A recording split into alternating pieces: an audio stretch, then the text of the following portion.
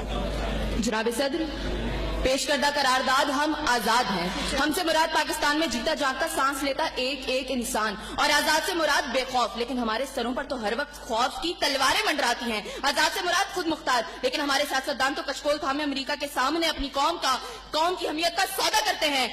आजाद से मुराद किसी के ताबे ना होना, लेकिन हम तो आज भी उन्हीं जागीरदारों, उन्हीं वडेरों, उन्हीं लुटेरों, उन्हीं जाबिर, उन्हीं जालिम, उन्हीं बेहिस और बेबस हुक्मरानों के ताबे हैं। तो मंतक की एतबार से करारदाद अभी और इसी वक्त मुस्तरद होती है। अगर ऐवान में बैठा कोई एक नौजवान भी खड़े होकर ये कह दे कि हाँ, जितनी आजादी हमें मिली है इतनी ही काफी है, तो मैं अभी और इसी के वक्त यहाँ के बजाय वहां खड़ी हूँ। लेकिन जनाब सदर, हम आजाद नहीं। और ये किस आजादी की बात करते हैं जिस मुल्क में वाटर कूलर से लटकते हुए गिलास को भी जंजीरों में जकड़ के रखा जाता हो, उसमें इंसान क्या आजाद होंगे?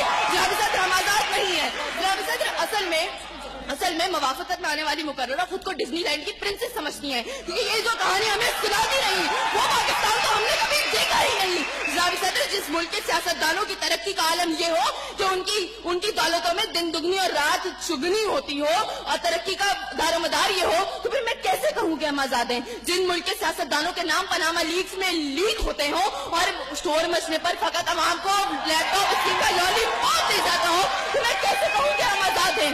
जनाब सदर, जिस मुल्क की हुक्मरानी और हुकूमत का ढांचा तक बैनुल अक़वामी इस्तेमार ने बनाया हो, तो फिर मैं कैसे कहूँ कि हम आजाद हैं? जिस मुल्क का अदलिया का सिस्टम तक किसी और का लिया हुआ हो, तो मैं कैसे कहूँ कि हम आजाद हैं? जनाब सदर, और जिस आजादी की ये बात कर रही थी, जिन हरी झंडियों की बात ये कर रही थी, जब कल यही झंडियां हमारी पैरों के तले रोकी जाएंगी और कोई उनको उठाने वाला ना होगा, तो फिर मैं इनसे पूछूंगी कि अरे कौन सी आजादी?